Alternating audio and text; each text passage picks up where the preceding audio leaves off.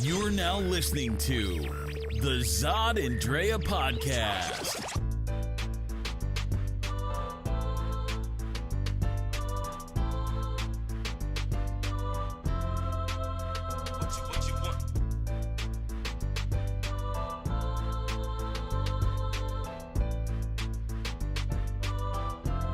All right, what's up? Welcome to the Zod and Drea podcast. Welcome, everybody. We've got another really interesting podcast for you today. Yeah, so we're on episode 89 now. We are into 2018, and we have already started up a lot of things. I mean, it's crazy what has happened in just the last couple of days. God, just yesterday itself, I was at, I think like 4 events. Was it 4? I think I went to 4. I believe it was 4 events. Mm-hmm. Either way, you were shaking hands and kissing babies. Man, Were you running for office? I feel like I was running for office for something, but in case I am at any point, I definitely know the right people because I met all of them yesterday. So explain, where were you? Let's see. So in the morning, obviously, there was the opening over at the AZ Capitol because session just had begun. First day of work for First all day of of work for all those politicians. How does it feel to be back in 2018 session? So there's going to be a lot of work to do. Secondly, we went to the Black and Latino Caucus. That was really cool to be And at. that was a really good They had to kick us out because there were so many of us. Like, think about that. You invite all them Black and Latinos into one place, and white people are like, yo, you guys got to go. You can't stay here. But like 3 times they were trying to kick us out. But catering is on the way. The DJ's coming, and we already got the velvet My friend rope. just got out of work. Come on. You know, we already put up the cash box. So then we had that. Then, of course, we went to the Our Revolution, which was being held at the Grand Cafe. Mm-hmm. Yeah, that was interesting. Group. That was interesting. My man Michael Linnell and Marcus had invited me down there to check that out. Chanel Poe was down there. So a lot of the progressives and leaders in the movement were obviously there. And then, of course, lastly, we wound up at dinner with Adrian Fontes. And I mean, it was just a really good thing. But anyway, let's stop all that because we're already getting into it and talk about what we're getting into. So, obviously, we're on the wrong page. No, but let's talk about the show Dark, the TV show Dark. In case you guys haven't seen it, incredible show. So we're gonna get into that. It's a Netflix series that has messed me up. It is so good. Secondly, we're going to talk a little bit about the March to Save Our Schools that happened this past weekend. And our main topic is, why aren't Black people taken seriously as voters? It's like, let's try and talk about that a little bit as our main topic. But right now, let's go into the March to Save Our Schools. Mm-hmm. What a great turnout. At first, it was reported there would be around 3,000 people that showed up at the Capitol, but now they're saying it was close to 4,000. Oh, that'd be awesome if there was. We just know that there were a lot of people there. We got to see all of our favorite people. And, of course, if you haven't seen the interviews before that we had done about Save Our Schools in the middle of last year, Dawn Pennis Thacker and Beth Lewis, both who had helped started, they're 2 of the 6 women who had started Save Our Schools Arizona to overturn SB 1431, which is the school voucher bill.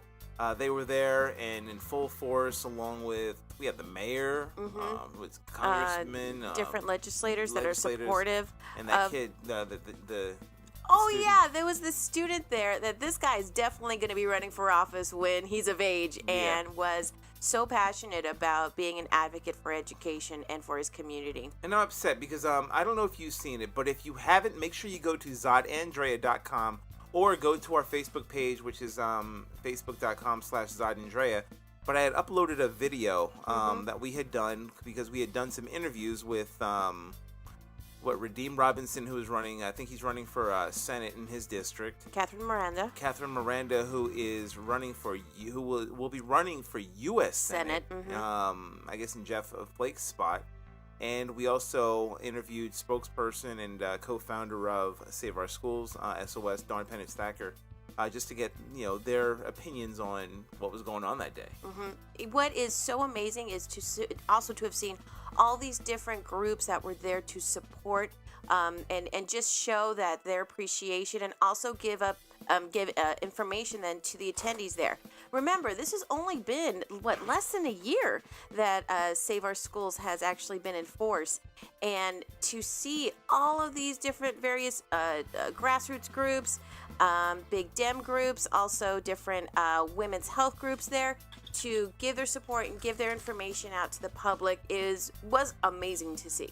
I mean, you got to remember, people, when this happened, it's a really crazy story if you listen to it. We were there. When it all went down, when they went and passed this bill, the school voucher bill, without asking any of the public. The legislators, the Republican legislators out there just said, hey, you know what, we're going to go, I think it's Debbie Lesko out here, and, they're pretty much from the DeVos School of Education, which is pretty much anybody can do it, and which is the reason why Arizona is 50th in the state when it comes to education. So, that's not really a good reporting of what kind of an education you get in the school system. But we were up there in the galley when they passed it.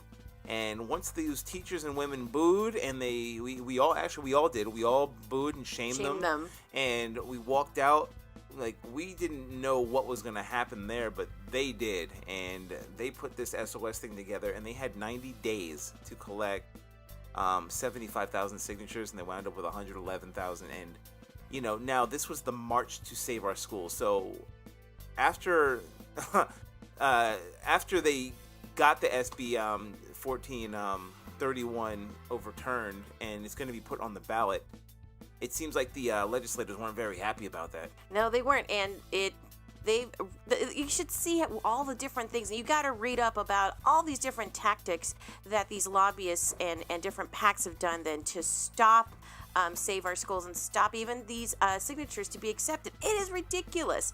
So it is just so cool to see the commitment and to really see then how this group and all of these volunteers across the state have been able then to lend their voice, lend their time, and show some progress, and show then our elected officials that you just can't mess with these people. Don't mess with our children. Don't mess with the education system. You gotta help us. And it's gotten so far to where they're talking about the outlaw. They have now a new group called Outlaw Dirty Money, which is also from in campaigns, but it seems like a lot of dirty money and dark money was coming from some of the DeVos people who apparently had seen our interviews about SOS in order to try to get some a head up on what to say against Dawn and the crew. But good luck. These women knew what they were doing, and they locked it down. They did. They're now an example, and we are so proud of them. And again, anything that they need from us, we are there for them. Yep. So make sure you go to our page. Check out the video if you haven't, because it's something that's I think everybody should wind up seeing. They did their thing, and that's one march down for 2018. Mm-hmm. All right, so next on the topic is, let's talk about, if you haven't seen this Netflix show, Dark, this thing is so well done. Shout out to my brother-in-law and my sister for telling us about this show, because it messed me up. It was so great. It was so good. So it's apparently the first German-produced Netflix show. Mm-hmm. So when you watch it, it's dubbed voiceover. I usually like to watch my shows with the regular voice and just read the subtitles, but you kind of get used to it. And it is just an amazing, people were trying to compare it a little bit to Stranger Things, and I think now that I think about it, it's because of the tone and also the years that they go through going in that film. You can catch it on Netflix, and it's pretty much about what? I'd say it's about, I don't want to give it out, but I guess you can. It's sort of a time travel TV show, but you won't know. I'm not giving anything away by saying that. Cause and effect. It is a big cause and effect. Yeah, you really get to see in these stories of the impact that someone's actions may have had 30 years ago, 60 years ago. 33. Oh, yeah, right. So 66 and 33 years ago, depending on what happened then and how it impacts in the future, and people, and how, again, kind of going into the butterfly effect a little bit. So, it kind of, mm-hmm. They don't touch on it that much, and I don't want to give anything away in that, because I don't want to go into details on what time has to do with any of it. But basically, a couple of kids disappear. A couple of kids disappear in the woods, and there's this crazy looking cave. It's this scary looking cave, and you're not sure what it is. You know, figures that come out of it, and at first I thought, is this like it? Like the kids are just like missing? They're just disappearing, but it's not too far. And I guess you can even think about it because of you know, the yellow slickers that they're wearing, and you know, going into a dark cave, and you're not sure what is happening. And you don't want to give too much out. But you're wondering why these children, because the first episode, I mean, that's what just happens. Like, the child disappears, and it surrounds, I guess it is a cause and effect in a way, but not really, because it's a connection of time. It's a connection of time from almost dimensional, but it's kind of describing how the past, present, and future are running at the same time, at the same speed, just years apart from each other. And then it causes you to kind of question again, like, I guess it's the old question of time, really, is what is time? What is that? And is it really something that you just measure in minutes? Or is it something else that our brains aren't used to, that we're not as trained in what we're taught in school of what time to be? Is it something absolutely completely different? And what does that look like? Those types of storylines I love. And this is dark, so I don't want you to have the expectations that it's going to be like kind of a jokey, fun scene like Stranger Things. This is dark.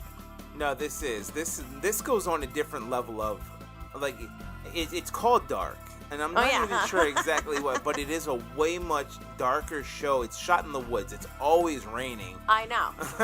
They're always standing in the rain. How are they not sick all the time? They're always yelling at each other. There's marital problems. There's intrigue, there's beating, there's death, and, you know, there's police work activity. Corruption. There's a guy whose eye is missing, and you're not sure why, you know? Oh, yeah, that guy.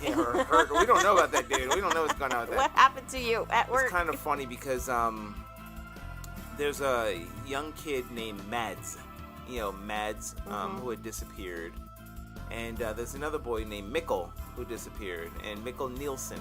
You know, and his father, Ulrich Nielsen, works for the police department. But I was looking on the trivia page, and it's because I was wondering, God, there's only one Mads that I know, and it's funny. I don't know if you know the guy who played, he was in James Bond movies. He was in, he played Hannibal Lecter in the Hannibal series, which you have to see. It's a good series. But his name happens to be Mads Mikkelsen. Oh, both names. Yeah, it's like all three names. And I'm like, okay, you know, I wonder. Hey, what's up, everybody? I'm Zod. And I'm Drea. And we want you to check out the Zod and Drea podcast every Tuesday. Where can everybody find us at? You can always check us out on www.zodanddrea.com. Where else? You can always check us out also on Facebook at Zod and Drea. Instagram? Zod and Drea. Snapchat? Zod and Drea. YouTube? Zod and Drea. I see a pattern. So if you haven't caught that, catch us at Zod and Drea on all the social networks. But also, make sure you subscribe to the Zod and Drea podcast. Where? At zodanddrea.com. And also on YouTube and iTunes, Google Play, Stitcher, and iHeartRadio. We're coming for you. Let us know what you think. And if you want to be a guest, reach out to us. And put all of your input into whatever our topics are for the week. So we hope to check you out and see you there. Bye! All right, sorry about that, people. We were just going on and on, and we couldn't help it. We got really involved in the talk about dark. So, yeah, just go see it. So just go see it, whatever. we had to cut ourselves off. I'm like, can you believe that? Anyway, the topic is, why aren't black people taken seriously as voters? Being a black person and a black voter, obviously, I've been voting since, I think, the Clinton era, and I know the power of my vote. You know, it's like, okay, you know, in numbers, that's how it's supposed to go. Obviously, it didn't help out in Hillary Clinton's case, or Al Gore's case, you know, where the majority wins, which is, you know, you think the majority of Americans are what they want. But when you look at the voting bloc of black people, where they say, I think for the last 5 decades, we have voted Democratic highly. Mm-hmm. And they say one of the things was because of, in the McCarthy era, he wanted to take away voting rights, and that's where the blacks wound up shifting into the Democratic area. And we kind of like just stayed there. Now, when you wind up looking at that and you start thinking, well, if they're going to shift in one area for the most part, even though they say that like 41% now of blacks consider themselves liberal and 45, I believe, are conservative. Mm-hmm. And there's like, well, how did so many people vote for Barack Obama? So we will vote down the party lines pretty evenly. I'm sorry, 47% as liberals and 45% as conservative. This is according to the Washington Post. We see that black people will wind up voting pretty much for the progressive issues. It's the issues, and we know what's going to happen if you vote Democratic. Now, the thing with the Democrats, with the Republicans, the one thing is you think when you see with the Republicans, especially if you see all the posts online, they always complain, well, black people are always voting for, Democrats. What have Democrats done for them? They should have an open, they always say like people like Ben Carson or Herman Cain, or Sheriff Clark, well, these guys, they have the open minds, these guys are leading something, as if the majority of black people don't know what we're doing. And what's the other mantra or slogan that they use about oh gosh, the president, the guy with the tall hat, former president, big long beard. Jesus Christ! I know why. Lincoln? Yes, how Lincoln was part of the Republican Party, and he was. Lincoln was a Republican. Mm-hmm. The thing is, Lincoln was a Republican Party, and here's what they tried to do with that, real quick, is they tried to claim Lincoln as somebody for them because under name only, under Republican name only. So, they pretty much look at the surface without looking at the issues. Which is stupid, especially the Trump Republicans. And I'm sorry, but this is just the dumbest thing in the world when you see them online saying things like, oh, well, here's one of my favorites. What do you mean, white people didn't help black people, who fought for them in the Civil War? It's like, dude, who's the one that friggin' enslaved them in the first place for 250 years? That was the reason for it. Like, what are you talking about? That's the least you could do. That's the least you can friggin' do. But even still, they're like, oh, they're gonna try to claim somebody. Oh, Martin Luther King was a Republican. And the Democrats started the Ku Klux Klan. Like, these are all entwined in these like dog whistles. Number one, Abraham Lincoln fought the Confederacy. The Confederacy wanted to secede from the Union. Mm-hmm. The Confederacy also sought to empower the slave movement. They wanted to fight for not against, but for slavery. This is what they wanted to fight for. That's what the Confederacy was. I see all these people who wind up bitching and complaining about all these Confederate statues that are being taken down. And then you should have seen this one. It wasn't about General Lee. It was about General Forrest, whatever his name is, Forrest something. He's slipping my mind right now. But they put this bullshit argument that he was trying to help slaves. Whatever. If you look up what this guy did, he was not. He was doing everything to make sure slavery existed forever and fought for it. Mm-hmm. Like, don't fall for the okie doke and what they're trying to change history, which is what they're trying to do. And I always wonder, too, when they're fighting for that, is it because of a lifestyle that they wanted to maintain, or was it for labor? They're stupid.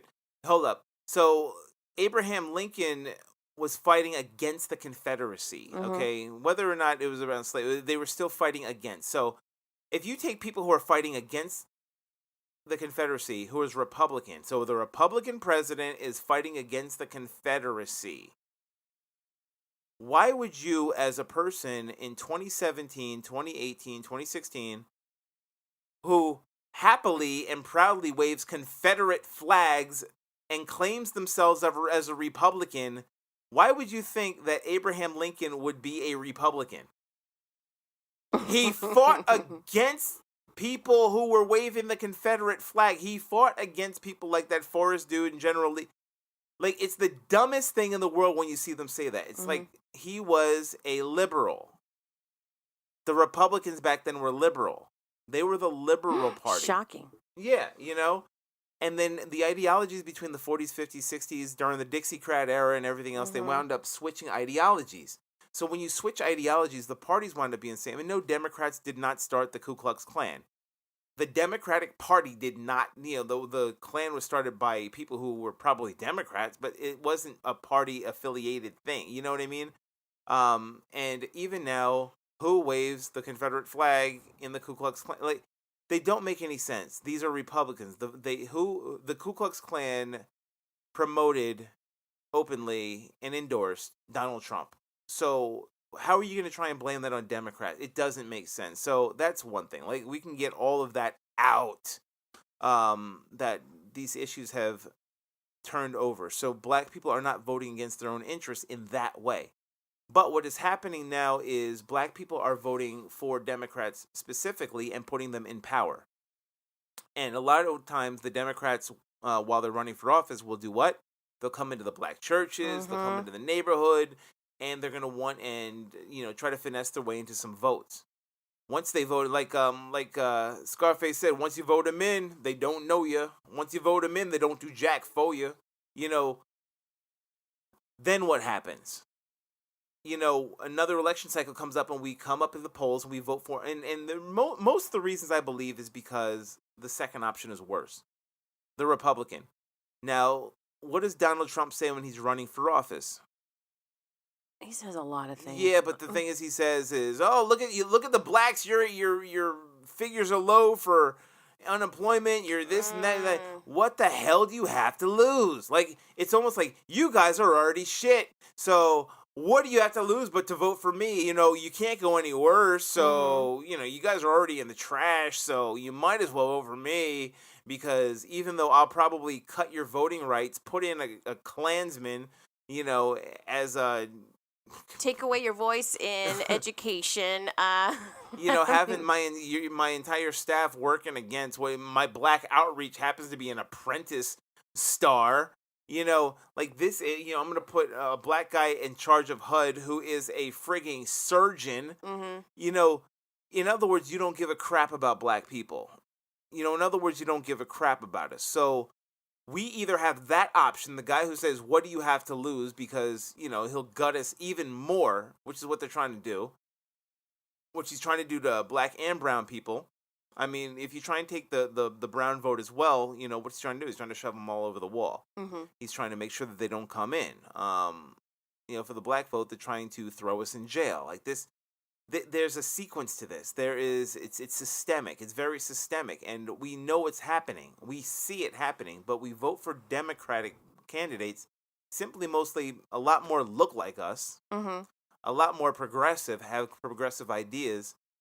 But then you come into what has happened since. And a lot of people even blame, like, Obama. Obama gets elected. Well, he didn't do shit for you.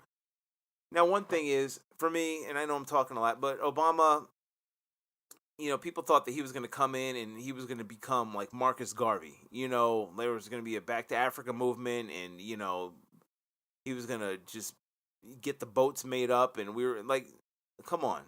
Like, come on. He's a scholar, and he had to finesse his way into 2 terms. Trying to come in, have all these people vote for you, and then you all of a sudden turn into Huey Newton in the White House is going to scare everybody. You're going to be a one-term president, and trust me, there will never be a black president ever, ever, ever again. So they found all kinds of things to hate on him for it, although he was the quintessential presidential candidate. Quintessential. The dude was a statesman. He had to be above and beyond. Think about what he had to do in order to be president compared to what a white man had to do. What a white man is doing right now. Yeah, no, that's what I'm saying. He didn't need no political. Obama has no political experience. He was only a senator, junior senator. He was an organizer. Yeah, he knows how to rally people together. Meanwhile, this other guy, he doesn't do shit for anybody. He didn't do things for vets. He didn't do any charity work. He didn't do anything for anybody. But he gets to become president just because he's white and he has money. Like, it doesn't take much for that, but he gets the vote as a response to Obama. And so Obama couldn't do that. What did he do for black people? He did a lot more than people think. Like, I mean, the dude tried to put a healthcare system in. Now, healthcare is universal. For guess what? Black people get sick too, and we need affordable health care as much as possible. We need free education as much as possible, because when someone said, well, white people, somebody said, when somebody says, pick you up by your bootstraps, and then someone said, well, what if you don't have boots? Right. But the Democrats have to see this as well. And I don't think that they're seeing the big picture, but I think that since Alabama, the recent elections in Alabama and the recent elections in Virginia are two of the reasons why they need to really seriously look at the black vote. Because if black people were suddenly like, you know what, we're looking at your history, and they invite you to the track HR, record into ain't so HR, great. they're inviting you into HR, and they're saying, have a seat. We're gonna go over your report, your annual report, and they look at, you haven't done anything for us or fought this hard for our issues specifically. We're the reasons why Roy Moore is not in office. We are the reason why these people have gotten in. And we show up, vote like 90-something%, and we are the power. Our buying power is now 1.3, or they say it might even be higher, maybe 1.7 trillion. Like 1.7 trillion in spending power. That's power. We have leaders that are very wealthy and in these positions willing to fight, and you are doing what? Don't go to Oprah Winfrey and want her to pitch you up in front. Don't go to black churches to put you in front unless you are willing to tell us what you're going to do for us. So why stop depleting? So why is it they don't respect the black voter then? Why?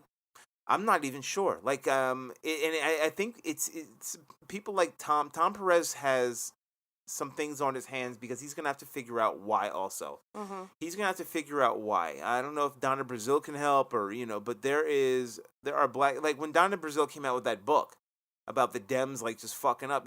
People were going crazy over it. But you know what? Was she lying? Was she lying? No. So is it subtle racism then within? Oh, it's not even subtle. Dems are racist. The Dems also have racism within their party. They may be way more progressive, but they have a lot of racism in it. They're the ones who will overtalk. They're the ones who have the gay constituents that will not allow black gays in because they don't find them as equal. There is a lot of racism within liberalism, but it's just way more overt in conservatism at the moment.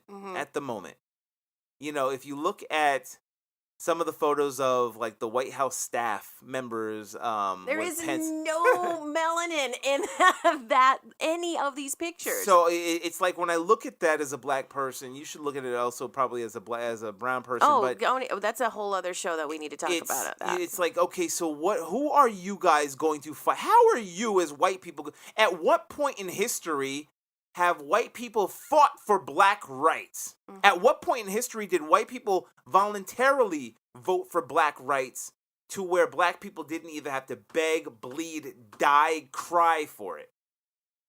At what point was equality just given to you?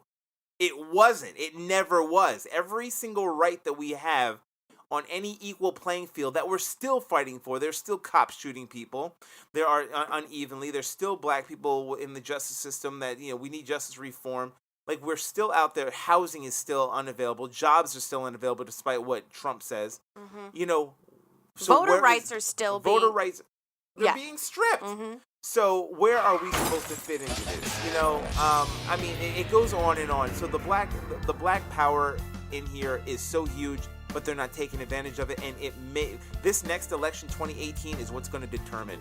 So they had better, Tom Perez better be listening.